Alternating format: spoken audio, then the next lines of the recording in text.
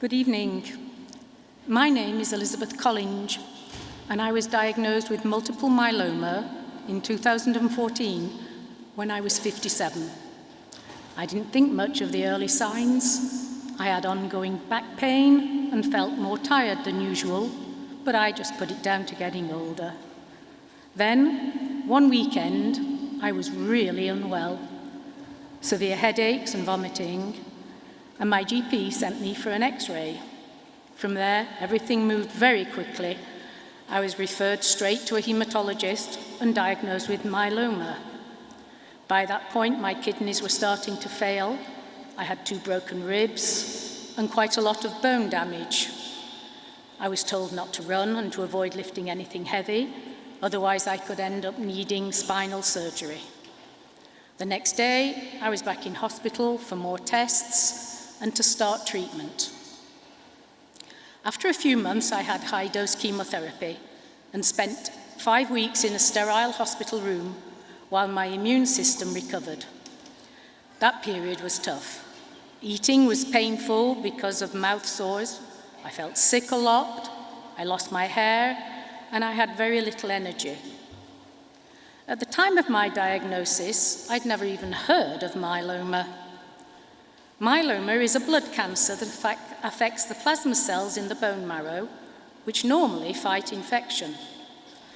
In myeloma, one rogue plasma cell multiplies uncontrollably, crowding out healthy cells. It's a particularly challenging cancer because it adapts after each treatment, requiring new medications each time and making it incurable. I'm fortunate my treatments have worked so far, and I'm currently on a break before my 3rd round. I remain hopeful as treatment options are rapidly improving. What really helped me afterwards was staying active and keeping some normality in my life.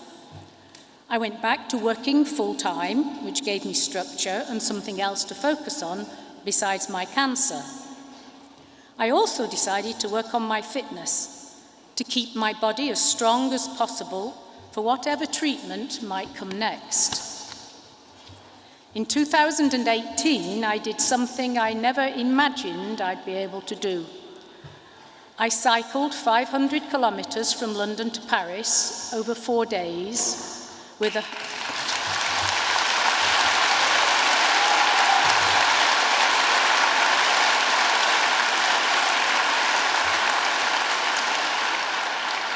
Thank you. Now I've lost my place. With 140 other patients and family members in an event organised by Myeloma UK. I trained for 9 months, joined a cycling club and slowly built up my stamina. It wasn't easy, but it gave me confidence, strength and a huge mental boost. It reminded me that myeloma does not define everything I can do. Another thing that helped me was learning more about my condition.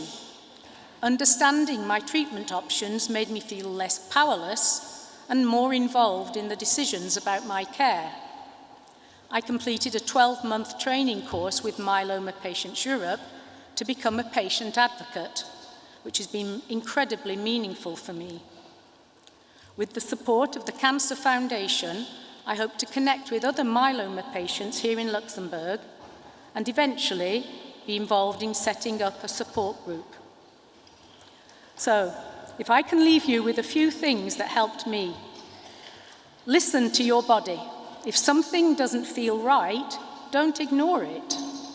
Learn about your illness and ask questions. It really does help you feel more in control. And stay active in whatever way works for you, physically and mentally. Most importantly, don't go through this alone.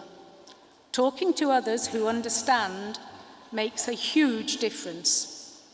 I'm incredibly grateful to my doctors, nurses, family, friends, and the Cancer Foundation for their continued support.